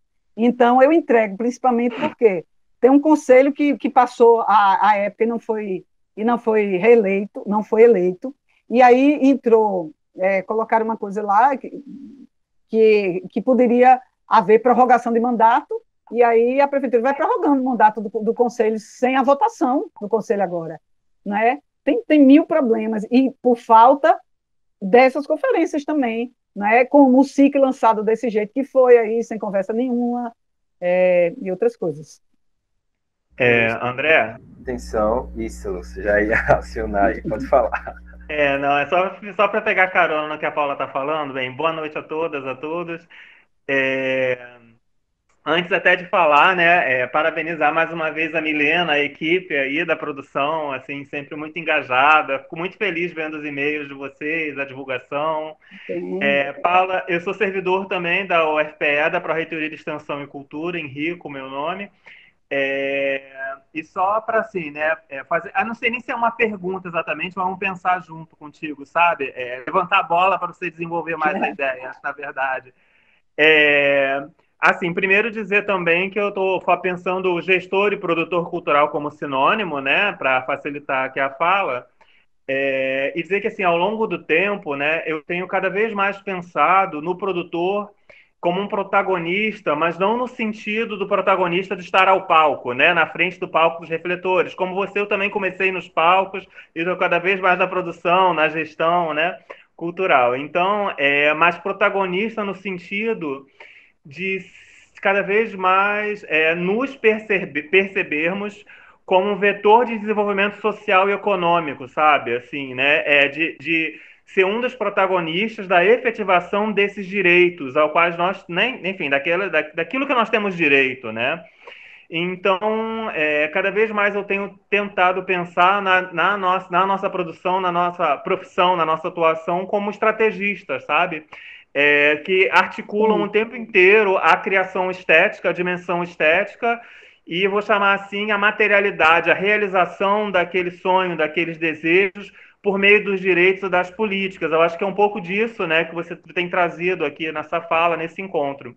E, na verdade, agora eu falando, eu pensei que tem uma pergunta que eu acho que pode ser desafiadora. Para além de levantar a bola para você desenvolver essa ideia a mais, eu acho que tem uma pergunta que pode ser bacana para a gente, como universidade. Na tua leitura, assim, a partir da tua perspectiva histórica também de formação, né? Qual seria o papel das universidades? Aí estou fazendo uma fala bem direcionada para essa molecada aí que está na produção, que está nos assistindo também. Qual seria o papel das universidades, né, no campo da cultura, né? Assim, como é que a UFPE, por exemplo, poderia facilitar, fortalecer o desenvolvimento dessas práticas culturais, sabe? E Tá. para além das práticas, os protagonistas também, né? E aí eu falando dos discentes, né? Desses que estão ajudando estão na produção com a Milena, né? O que a gente pode fazer, né? O que você acha, vê como horizonte aí? Ó, primeiro, muito legal, realmente você definiu bem aí o produtor, eu acho que é isso mesmo, essa definição super bacana. Se você quer universidade, às vezes eu converso muito com meu irmão sobre isso, meu irmão é Roger de Renault, Roger da Rural, a gente conversa muito sobre isso, sobre universidade, sobre TV universitária, a gente conversa muito sobre outras coisas, mas e quando eu vou lá para fora e eu me relaciono muito com outros grupos, outros produtores e, e debates, encontros de política cultural e tal, e eu vejo às vezes como que é forte a universidade muitas vezes lá fora e como que a universidade, assim, se há uma efervescência na cidade cultural, ela vem da universidade, a universidade provoca bastante aquilo, sabe? E aí eu fico assim, gente, por que a nossa... como a minha área é artes cênicas, eu começo sempre pelo mesmo problema, que é a história de só ter licenciatura, não ter bacharelado, né? E isso desde 80, da década de 80. Porque, inclusive, eu não fiz artes cênicas, porque era uma coisa que eu dizia, gente, eu vou fazer isso para quê? Sabe? Eu vou fazer isso para quê? Terminou eu fazendo, aliás, eu fazia engenharia elétrica, aí depois eu resolvi, não, eu quero fazer o que eu queria. E aí eu não fiz, porque não ia queria ensinar, sabe como é? Então, eu acho que a universidade, ela precisa dessa interação, dessa coisa maior, de sair dos muros, sabe? E não sair só dos muros, para ela o pessoal fazer um TCC e ali, lá no morro, não sei da onde, e falar com um artista, e falar com, sabe, de cultura popular, sobre o trabalho dele, faz uma dissertação, entrega o trabalho e acabou-se, sabe? Então, esse link não pode ser só esse. Eu fui lá, sabe, e fiz isso, voltei. Então, existe uma ligação. Não, não existe uma ligação. Você foi lá, usou o cara para fazer o seu trabalho, você usou, e depois não houve mais nada, porque você não houve uma continuidade daquele entrevista, não houve uma ligação, houve um uso, né, que de uma certa forma é legal porque também tem um registro de alguma coisa, mas às vezes o cara nem sabe quem foi que o outro escreveu, nem sabe o que foi, que ele vai chegar depois com um monte de papel aqui que eu escrevi, sabe? Então, eu acho que existe, eu acho que essas iniciativas de reflexão são muito boas, a gente precisa ter ações que você possa inserir isso, por exemplo, a gente quando estava no quando eu estava no Armazém 14, no Teatro Armazém, eu criei um projeto que era, tinha um monte de projeto, tinha cestas teatrais, que era na hora do almoço, e tinha, ai meu Deus, como eram de formação, esqueci o nome, esqueci. Bom, mas assim, eu busquei a universidade, sabe? Eu busquei a universidade porque era assim, eu escolhia, fazia seleção de artistas, fazia seleção de dramaturgos e de encenadores. E aí eu escolhia três, e aí trabalhavam em 3 meses, diariamente, todo mundo recebendo, e a gente trabalhava, e era o desenvolvimento de um trabalho de grupo de pessoas que não estavam acostumadas a trabalhar. E aí eu busquei a universidade porque eu queria pessoas que pudessem estar trabalhando lá, porque eu não daria conta. Então, eu queria as pessoas que estivessem lá, acompanhando, como o sonoplasta, aquele técnico para fazer aquele estágio de técnico de produção, de direção, gente, foi uma coisa tão maravilhosa, inclusive, aí vem vários deles, por exemplo, Cadu Salles, né? Eu vi até que eu estava assistindo no dia de Elis Galvão e Cadu entrou. Cadu se formou, se formou. Bom, Cadu teve uma hora que eu precisei de uma pessoa de produção comigo. E eu contratei ele foi trabalhar comigo no meu escritório de produção e fazer produção comigo, abrir isso com ele e com outras também. Regina, me lembro que Regina foi fazer umas 3, assim. E a gente foi, na mesma hora, eu via que aquelas pessoas eram maravilhosas. Eu dizia, não, gente, o mercado tem que absorver, vocês têm que parar. Então, eu via uma coisa, indicava para um, indicava para outro, indicava para outro. Mas o principal, eu acho que tudo, é que nós aprendemos juntos, eles e eu com eles, sabe? E eles comigo, e com um processo, sabe? E com o processo. Então, a gente saiu de uma teoria e foi para uma vivência prática diária e não sacrificante, mas diária, e que tinha um prazer fora de uma escolha. Então, eu acho que a universidade tem que buscar essa coisa, dessa possibilidade dos alunos, não só como esse estágio que é obrigado a se ter, não é? Mas com outras possibilidades, onde eles possam ver um futuro, sabe, um caminho, e principalmente levá-los para uma capacitação que não é dada na universidade, que é um complemento daquilo que a universidade não dá, porque não está na grade curricular e tal. E aí ele precisa daquilo também, sabe? Eu acho que a universidade precisa direcionar com outras ações para esse lugar. E aí a gente precisa deles, dos estudantes, na vida diária, sabe? Assim, da cidade. Não é num bar, vendo show, fazendo, mas não, mas assim, tem muita gente que não conhece a cultura popular, muita gente que não conhece, não se aprende na universidade. Então, como é que eu chego lá? Sabe? Como é que eu chego nos espaços alternativos? Como é que eu sei o que existe? Como é que eu sei o que é que eu posso fazer com aquele cara que eu fui lá, aquele artista que eu fui lá, fiz um TCC com ele, e tipo assim, o que é que eu posso fazer com ele ali para continuar aquilo? Será que eu posso levar aquilo para a universidade e dizer, gente, estou aqui, meu trabalho está aqui, aquele cara está ali, aquele cara precisa, a gente pode fazer milhares de coisas com ele, o que é que a gente pode fazer a partir disso, sabe? Eu acho que a universidade pode ajudar a abrir esse caminho, sabe, do que fazer, que muitas vezes o estudante também não enxerga, e ele precisa dessa direção, sabe? Por isso que eu acho que é tão legal esses papos.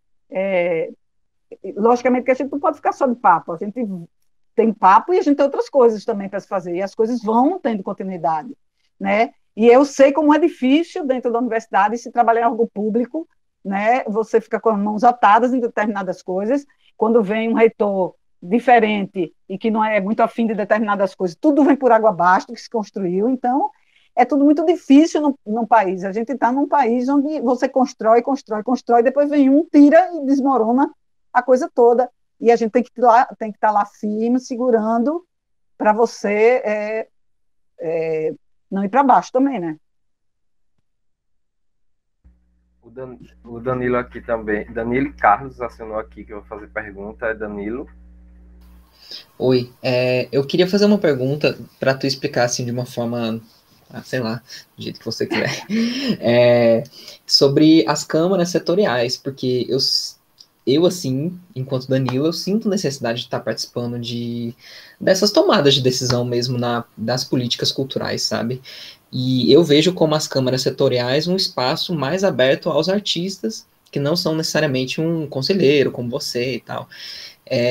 Mas que quer estar ali discutindo, ouvindo também, né?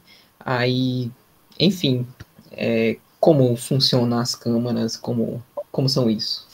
Olha, as setoriais das linguagens, elas não têm reuniões, elas se reúnem dependendo da necessidade, geralmente tem em regulamento, mas às vezes se reúne muito, às vezes se reúne pouco, depende da situação, depende da necessidade, e do problema. Às vezes é diariamente, e às vezes passa um mês sem se reunir. Mas o Conselho Estadual de Política Cultural se reúne toda segunda, quarta-feira de cada mês. As reuniões são abertas. Você pode, por exemplo, hoje foi muita gente. Inclusive, a gente avisou, pediu para as pessoas irem, porque a gente precisava mais a gente precisava de pessoas lá que não fossem de conselho, nada, porque a gente ia tratar da história do imposto de renda lá da Aldir Blanc, e a gente queria que as pessoas dessem uma força para a gente. E consegue muita gente. E aí é muito legal para você ver como é que funciona, sabe? Hoje foi muito interessante. E a gente, no final, teve uma notícia muito boa que a Secult vai, eu acho que deve estar já saindo agora, que todos os suplentes da Lei Aldir Blanc serão contemplados. A gente soube isso na reunião hoje, e é muito bacana. Um monte de suplentes, todos entrarão. Então, foi muito legal.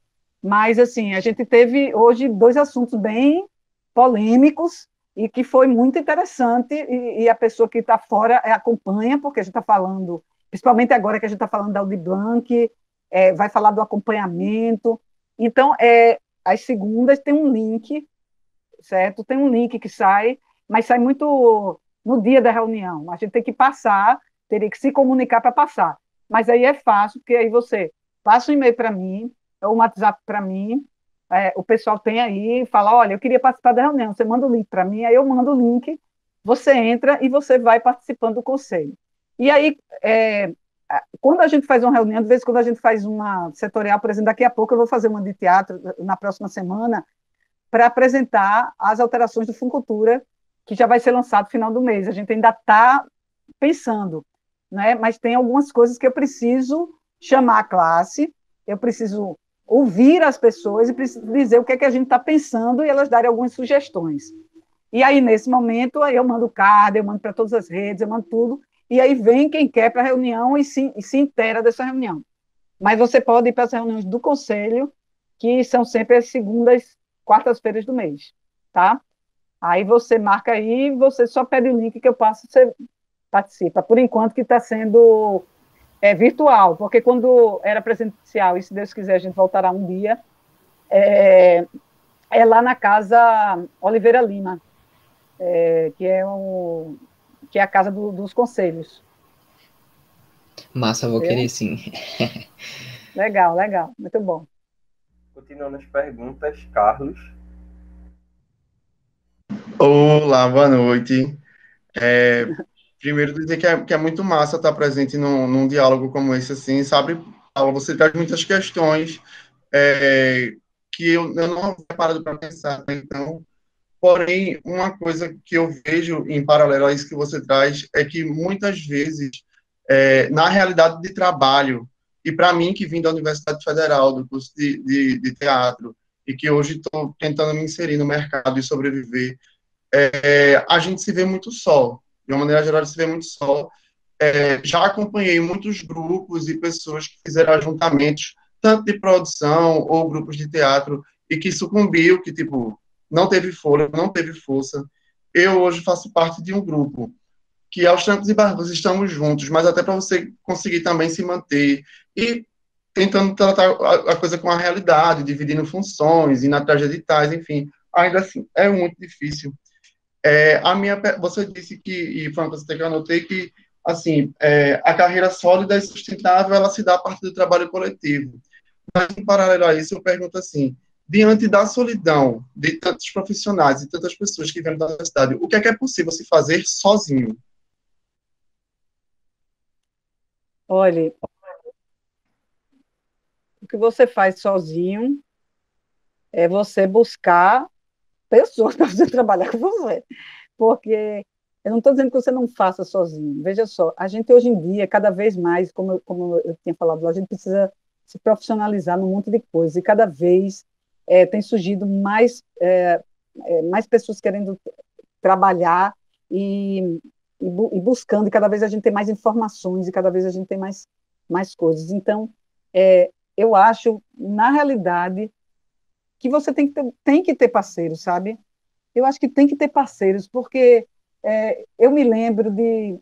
Tem uma pessoa que faz isso, ele tem uma equipe, mas ele até hoje é um pouco que ele é o produtor e ele é o artista, e foi a única pessoa que eu vi na vida que conseguiu isso durante tanto tempo, a vida inteira, que é Ulisses Dornelas. Sabe quem é ele? Palhaço de Chocolate. Palhaço de Chocolate. Gente, Ulisses é uma coisa, aquela criatura impressionante, aquele cara trabalhou a vida inteira, vocês não imaginam. Ele trabalhava o dia inteiro na produção, ele dirigia uma Kombi velha que ele tinha, e carregando as coisas, e os cenários, as coisas dele. Ele se vendia, ele era o palhaço de chocolate, ele se vendia, só que ele quando ligava, ele tinha outra postura, parece que um personagem assim vinha, e aí ele era o Ulisses Dornelas, o produtor do Palhaço de Chocolate, sabe? Os telefonemas deles eram engraçadíssimos, ele com as empresas, assim. Ele era Ulisses Dornelas, ele não era Palhaço de Chocolate, a voz mudava, tudo mudava, e as pessoas, muita gente nem sabia que Palhaço de Chocolate era ele, e ele conseguia se vender, assim. Só que aí ele foi conseguindo patrocínio, foi conseguindo não sei o quê, muito também pelo que ele faz, o que ele atinge, fez a parceria com a Globo, que foi esses anos inteiros, acho que 40 anos que ele já tem essa parceria, mas eu acho que, assim, eu acho muito difícil hoje uma pessoa só, eu não estou dizendo que é impossível, não, nem estou me desanimando, não, sabe? Eu acho que você só, e você é uma pessoa nova, você pode abrir esse caminho por um tempo, você não vai poder ficar nele muito tempo, porque você vai ser aquilo que eu falei da minha experiência mesmo, sabe? Por tudo que eu já passei, assim, de sendo essa profissional em determinados lugares, que eu sei que não funciona mesmo. Mas, por exemplo, Alexandre Guimarães, que é um ator, Alexandre começou fazendo uma coisa para um, outro. Alexandre pegou um solo, produziu o solo, foi-se embora para o Rio de Janeiro, falou, eu vou e eu vou fazer. De repente, quando a gente viu, estava ele fazendo temporada lá no Poeirinha, sabe? Ele pedindo para a gente ligar para as pessoas conhecidas, para a gente fazer isso, para a gente fazer aquilo, para a gente fazer. Ele encarou, ele foi abrindo, ele foi abrindo, sabe? Então, assim, ele foi se inteirando das coisas, ele não foi uma vez só para lá, né? Ele foi várias vezes lá no Rio, ele viu o que era, viu o que não era, viu tarará, tarará. Então, quando ele cansou daqui, quando ele viu assim, aqui não vai render nada, aqui não vai dar para mim não, eu tenho que fazer uma coisa lá, ele foi, e lá ele se deu bem nessa história. Não estou dizendo que você tem que ir embora, mas eu estou dando um exemplo. Eu acho até que ele está por aqui agora, de novo. Mas aí ele se autoproduziu, e eu achava que ele não ia conseguir isso, porque ele é ator solo, sabe? Ele faz um monólogo, ele atua no monólogo, que é um monólogo difícil, açougueiro, até que ele foi para lá com açougueiro. E aí ele já fez um outro também monólogo, então ele trabalha só, ele faz isso só, sabe? E ele se vende. Tem uma atriz no Rio Grande do Sul chamada Débora Finocchiaro, que ela é ela só. Ela determinou isso na vida dela. Eu não consigo produtor para me produzir, eu não consigo amigo para estar comigo, eu tenho muito problema de relação com outras pessoas, e aí e agora antigamente ela chamava um diretor, agora ela está se autodirigindo, e às vezes o texto é dela, a direção é dela, ela no palco, eu sei que isso tem problema depois, né?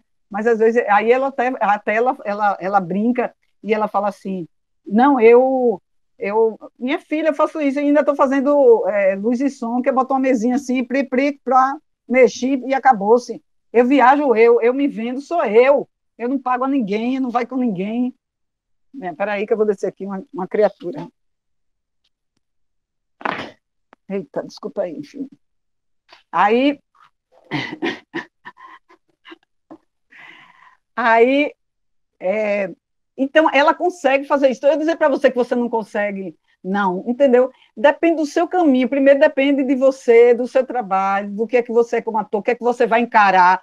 Agora, é lógico, ela, por exemplo, essa menina, tanto quanto esses que eu estou falando, é 24 horas no ar, sabe? Eu abro e falo assim, meu Deus, como é que ela deve estar agora na pandemia? Quando eu abro, ela está dando aula de corpo para você relaxar. Aí ela tem aulas, aí daqui a pouco ela tem. Gente, ela inventou mil coisas, de repente ela foi uma das primeiras a fazer espetáculos com cenas virtual, é, incrível. Então, assim, se vai, a pessoa vai, agora depende do que você vai fazer, sabe? Hoje em dia, logicamente, é muito mais fácil você trabalhar em grupo, porque você pode dividir alguma coisa com outra pessoa, você divide essas funções e você busca outras coisas. Mas não é impossível. E também tem uma coisa, se de repente não se consegue, um primeiro passo você vai ter que dar, sabe? E eu não estou desestimulando ninguém, não, porque vou dizer assim, gente, não, eu vou desestimular porque isso não dá certo. Não, gente, vou dizer uma coisa para vocês. Eu não me arrependo absolutamente de nada.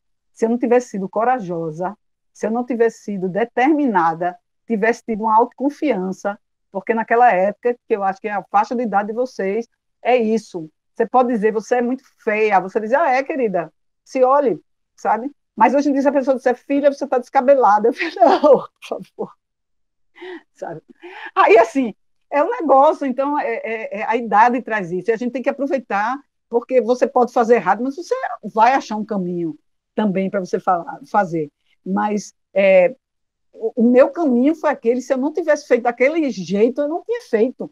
Eu ia procurar, eu ia esperar que uma pessoa me convidasse, que eu montasse um grupo, coisa que não ia acontecer, porque não era uma pessoa que gostava de estar em bar, que naquela época era muito isso, sabe? Todo mundo tem que estar em bar, tem que estar, sabe, juntos a toda hora, babando alguém para poder participar de um grupo, que eram poucos, sabe como é, fazendo a jogada que todo mundo queria, para você poder entrar naquela turma, fazer, antigamente era assim, eu falei, eu não gosto disso, eu não quero saber disso. Por isso que eu me arretei, falei, vou fazer do meu jeito, com quem eu quero. Então, eu acho que é muito por aí, sabe? E a minha fala não é de desestímulo, tipo assim, vocês podem pular uma etapa de esforço demasiado se você tiver um grupo e você se organizar, porque a gente está precisando profissionalizar. E a gente necessita cada vez mais de uma profissionalização no setor para eu saber para quem é o meu público, para quem que eu devo vender, de que forma que eu vou vender, que editais que eu vou. Então, tem um universo muito grande para você ir. Mas você pode encontrar o seu nicho, você pode encontrar o seu caminho, você mesmo, e você dizer, não, eu acredito nele e eu vou nesse caminho. E lá na frente, nisso, eu vou procurando com quem que eu me junto. Agora, o que eu não estou dizendo é que você vai assim, enquanto você não arruma ninguém para você trabalhar, você pare e fique só procurando. Jamais, entendeu? Jamais. Eu acho que é meter as caras e ir, sabe? E ir e buscar uma coisa sensacional, que é a informação que se tem hoje e que é fácil, que a gente tem hoje fácil nas mãos. Viu? Então, não pense que é desestímulo. Eu faria de novo. E tem uma coisa também, sabe? Por exemplo, eu trabalhei no Janeiro de Grandes Espetáculos 17 anos. 17 anos é uma vida. Eu não passei férias com meu filho, desde que meu filho, eu nem sei, meu filho tinha 8 anos até ele ser adulto. Eu nunca passei férias com meu filho, porque no janeiro, quando falava Papai Noel, falava, quando eu vi um Papai Noel numa vitrine, eu já me tremia, porque dezembro era um mês que antecipa o janeiro, Então, assim, era a produção pesada. Então, para mim, era sofrimento. Eu não comprava um presente de Natal. 17 anos que eu não me concentrava no Natal, nem nada, em presente de ninguém, porque era o desespero do janeiro. E férias, etc, etc. Mas, bom, 17 anos. Fiz relações boas, relações internacionais. Eu cuidava da parte internacional, inclusive, do janeiro. Eu fui buscando outras coisas, até que o janeiro começou a não me satisfazer mais, eu como produtora, como artista, eu me cansei 17 anos da mesma coisa, eu queria outros horizontes que o festival não me daria, e aí eu resolvi romper com aquilo ali, eu falei, gente, eu ia fazer 52 anos que eu deixei, falei, estou na porta dos 60, se a minha virada não for agora, vai ser muito mais difícil. E aí, eu saí de uma coisa que era estável, que inclusive eu não trabalhava para o janeiro, era uma das sócias de janeiro, éramos nós três, e eu simplesmente deixei. E a gente, quando sai de uma coisa dessa de 17 anos, você não tem fundo de garantia, você não tem aviso prévio, você não tem nada, né? E aí foi assim, foram 17 anos trabalhando naquilo. Da mesma forma que eu passei 11 no Armazém 14, quando eu fechei, eu levei 2 cadeiras de plástico e uma mesa de plástico dentro do meu carro, foi o que me restou de 11 anos de trabalho, me restou materialmente, né? E aí botei na mala do carro, saí assim, olhei e fiz, putz, eu não estou acreditando que 11 anos eu fiz isso. Comecei a querer me deprimir, cheguei em casa, sabe, assim, aí falei até para o meu irmão, meu Deus, olha só o que sobrou. Aí ele falou, você não está lembrado da soparia, não? E a soparia, o que foi que a gente saiu de lá com a soparia com o quê? Com 2 quadros e uma estátua de uma sereia. Saiu o quadro da sereia e uma estátua do anão. E um pôster da gente, foi o que a gente saiu da soparia do Pina, quando a gente montou e ficou 7 anos lá. Agora, aí assim dizer, mas o que foi a soparia, sabe? O que foi que a soparia fez de história? O que foi que o Armazém fez de história, sabe? O que é que o Janeiro fez de história? O que é que eu ajudei a construir nisso? Então, eu dizer que não restou nada, não restou para mim, materialmente não, mas foi minha vida, né? E aí eu vejo isso de novo no janeiro, e aí eu digo, não, eu vou querer fazer um festival, mas não é concorrente, não é nada. Outra característica, o que é que falta na cidade para mim? Falta um só internacional, onde o foco seja formação, intercâmbio e formação internacional, é isso que eu quero. E é isso que eu vou buscar, porque nesses anos do janeiro, eu busquei relações para fazer isso. Então, eu comecei do zero e estou começando de novo, no 2º ano de um festival. Não pude entrar em editais de Funcultura, porque exigia 3 anos. Em quase nenhum edital eu posso entrar, porque eu concorro com os festivais que têm 10 anos, 15 anos, 20 anos, não adianta eu dizer que tenho experiência. Então, toda essa coisa do começo e do recomeço. E aí eu quero sempre dizer, não, eu não sei se essa é a última vez que eu vou usar, que eu vou quebrar e que eu vou recomeçar.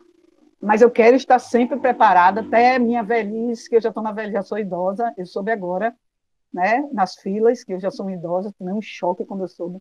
Mas, bom, mas até quando eu estiver assim, bem velhinha, com os 80, quando eu vou estar bem velhinha, mas eu quero até lá estar usando, estar mudando e estar buscando, sabe? E eu acho que se buscar com 24 anos, 23, 30 e poucos, sabe? É uma grande coisa, porque você tem essa força, essa energia. E aí eu acho que deve ir. Eu acho que é isso. Desculpa aí se eu falei muito, mas... Eu só não queria me estimular. Já estamos caminhando para o fim do encontro, mas Milena quer fazer a última pergunta e com essa pergunta a gente finaliza. Milena? Oi, gente, boa noite. Estou vindo já na rabeirinha da conversa. Né? Menino Paulo, a gente continuava conversando mais aqui, viu? Eu continuava mais o resto da noite ouvindo. Porque, nossa senhora, eu acho que aprendi muito te ouvindo hoje, assim. E, na verdade, para não alongar muito, em primeiro lugar, para os meninos do Biro que sempre pedem, né, gente, por favor, curtam e compartilhem o canal da Pró-Reitoria de Extensão e Cultura, o Extensão e Cultura, o FPE, no YouTube. E o que eu queria te perguntar é que tu falou uma coisa muito legal sobre a questão do nicho, né, de dizer assim, não, você não vai necessariamente mudar o que o criador ali está criando, mas você precisa saber quem é que está disposto a consumir aquilo que ele está fazendo, porque existe um mercado para consumir isso que está sendo criado. E eu queria saber se tu tinha mais alguma dica ou algo a mais a falar sobre isso. Tu chegou a dizer de novo agora na tua fala, né, que a gente está precisando de gente que possa dizer isso, assim, né?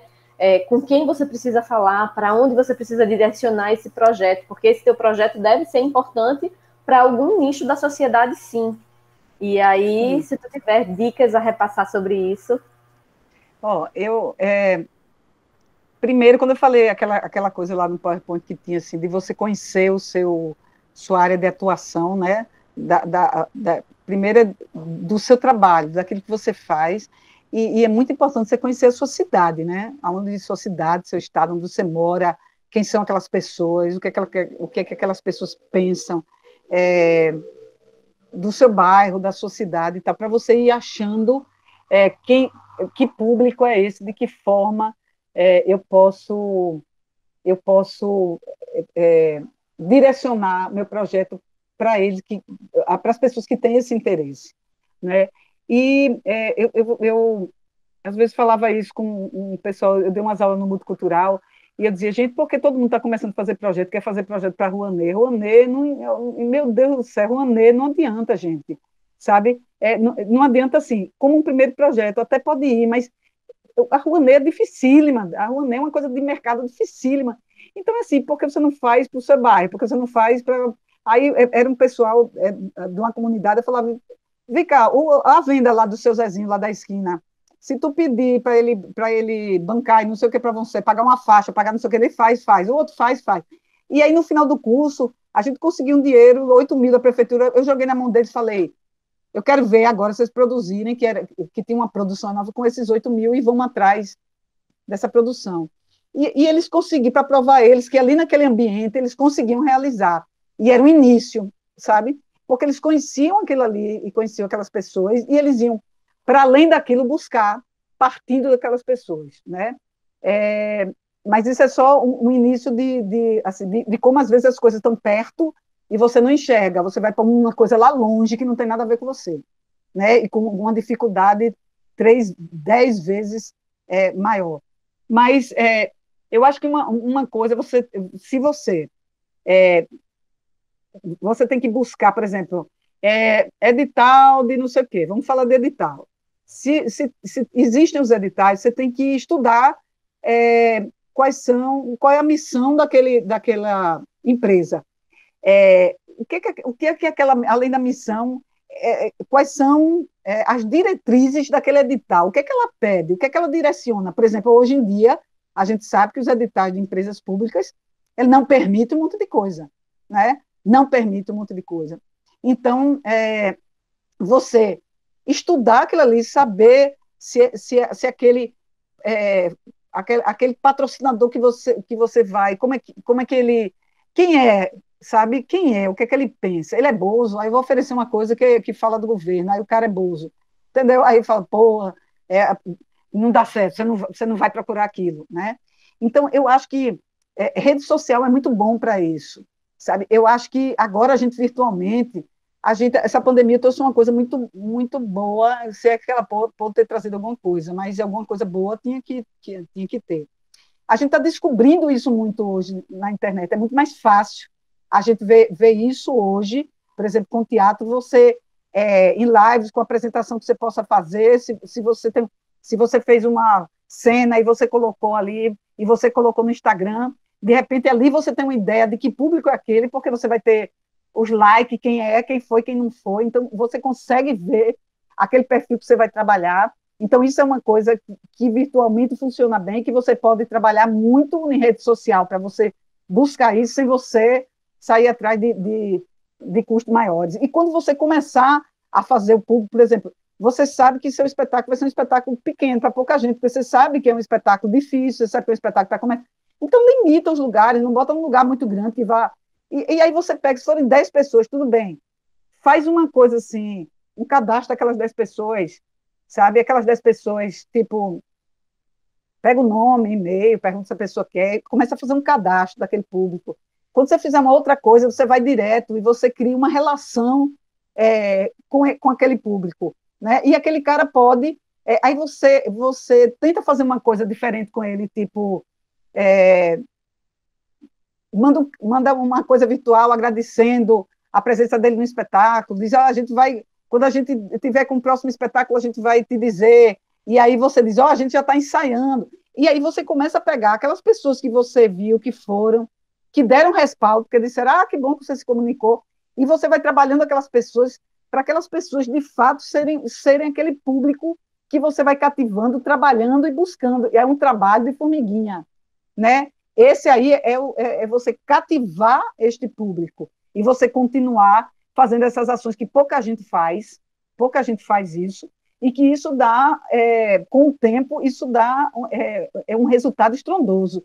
E aí a gente pode ver hoje, como as ações todas estão pela internet, e a gente achar hoje quem é esse público pela internet. Né? Porque esse público, inclusive, que está aí e que está curtindo, que está vendo, pode não ser aquele presencial lá adiante, porque a gente também não sabe o que vai ser, a gente sabe que todo mundo está lá, né? Mas você sabe que a pessoa entra, às vezes, passa 5 minutos, sai, a outra ficou, a outra veio não sei de onde e assistiu. Então, eu acho que é um trabalho, Milena, muito de pesquisa e de observação, sabe? De pesquisa e de observação. Às vezes a gente entra, buscar esse público e buscar apoios também, como a gente quebra cara às vezes. Eu montei um espetáculo em 2012, Duas Mulheres em Preto e Branco, que era a história de duas médicas que se apaixonavam, então as duas eram casadas, amigas de adolescência, e no final as duas eram apaixonadas. A peça eram só as duas. E aí, lógico, se eram duas médicas, eu ia vender onde? Nos hospitais, né? Nas clínicas. Fui-me embora, toda entusiasmada, falando das médicas, aí daqui a pouco aí o cara olhou para mim assim de marca e fez, mas elas não namoravam não, né? Aí eu parei assim, aí eu fiz, o texto não é óbvio com relação a isso, mas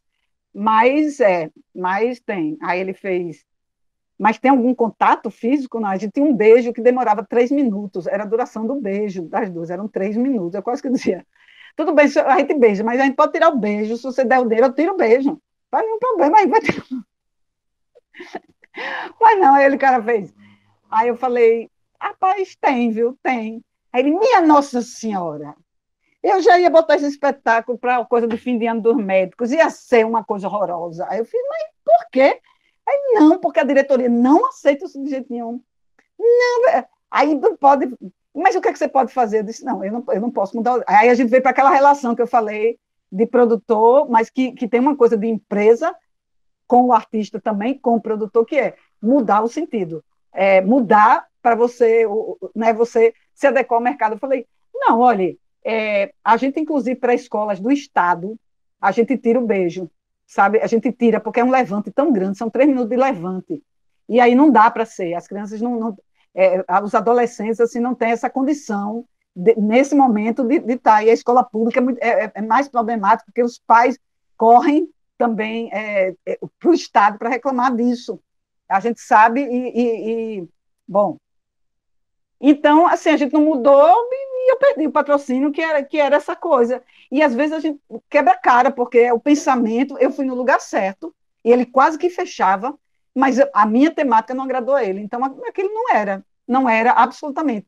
E eu vi que eu não consegui patrocinador absolutamente nenhum por causa desse tema. E olha que meu autor era Ronaldo Corrêa de Brito, sabe? Premiado, autor do Baile do Menino Deus, etc, etc. E eu não consegui apoio, eu só consegui montar porque eu ganhei um Funcultura e ganhei o prêmio Miriam Muniz, que foi com subsídio do governo, que topava, que tanto fazia, o que é que fosse, o que é que não fosse. Hoje em dia já é diferente federal, né? Mas aí é isso. Às vezes a gente acha que foi certo, foi errado. Você é nessa descoberta, não é? É você jogando, é você observando, é você sabendo quem está indo, é você tentando pesquisar isso. Não existe fórmula absolutamente de nada, não existe modo de fazer nenhum, só existe uma coisa, que é quando você descobrir o seu público cative, porque aquele ali, né, aquele vai ser um grande aliado seu, inclusive na divulgação dos seus espetáculos, do seu produto dentro daquele nicho que você descobriu qual era, né, com aquele público.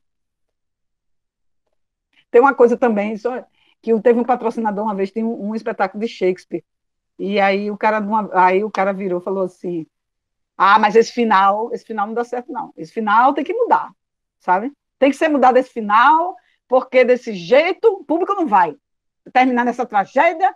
Aí ficou todo mundo olhando para o cara assim, falou, jeito é Shakespeare, ninguém pode estar mudando assim, não, o cara não sabe. Ai, meu Deus, é muita loucura, são muito doidos. Com isso, a gente vai finalizando o encontro de hoje. Mais uma vez, agradecer a Paula pela participação, por essa troca. Foi um aprendizado para a gente que está nesse campo de produção, iniciando, estudando, porque esse projeto surgiu a partir de estudos que a gente veio fazendo durante esse período de pandemia de produção cultural. Aí surgiu essa ideia da gente criar esse projeto. E está sendo um momento muito massa, tanto para a gente que quer dar início, né, nesse mundo do produtor cultural, gestor cultural. Agradecer muito, muito, muito a você e a todos que participaram. Lembrando que mais informações sobre o projeto vocês encontram lá no @tjcardoso, que a gente vai lançar depois de um tempo esse vídeo daqui para vocês vai disponibilizar no YouTube, né? Aí vocês podem rever, passar para os amigos que não podem participar, enfim. E lembrar também que o último encontro, a última edição, acontece próximo mês, iniciando o ano de 2021. Lembrando sempre que é na segunda quarta-feira do mês, e o último convidado é o produtor Pedro Vilela. Aí mais informações a gente vai vendo aí no decorrer do Instagram, divulgando por e-mail, enfim, pelas redes. E é isso. E André, eu só queria dizer que eu... Oi. A questão é que a fala a fala do próximo convidado em janeiro vai ser no dia 27, porque como a gente sabe que vem as festas e tudo mais, né, a gente colocou para a última quarta-feira do mês, especificamente só nesse mês de janeiro. E a outra coisa que eu queria dizer, a gente vai se comprometer a divulgar, Paulo, já que você disse que na próxima quarta-feira vai ter o encontro da Setorial de Teatro, a gente pega contigo o link e tenta publicar lá no Insta do TJ Cardoso, pode ser? Pode. No caso, na segunda teve hoje, só vai ter em janeiro, segunda, quarta de janeiro agora. Segunda, quarta de janeiro, né? De janeiro. Pronto, aí a gente pode colocar lá, porque é uma forma de quem participou aqui hoje, se quiser assistir a conversa, poder participar, sabe? Poder escutar o que está sendo conversado. Muito bom. E o que eu queria dizer é que eu estou doida que meu festival cresça, porque eu quero muito pegar estagiários da universidade, pessoas da universidade para trabalhar no festival, para me ajudar, para trabalhar. Isso era muito bacana, assim. E tá fazendo lá também no centro, né, que sempre dá um apoio bem bacana. Então, vamos nessa. E muito obrigada aí também pelo convite, fiquei muito honrada. E é isso, gente. Bom final de noite de quarta-feira e vamos que vamos. Beijo. Tchau, beijo, obrigada, André, obrigada. Obrigada a todos. Obrigada, Paula.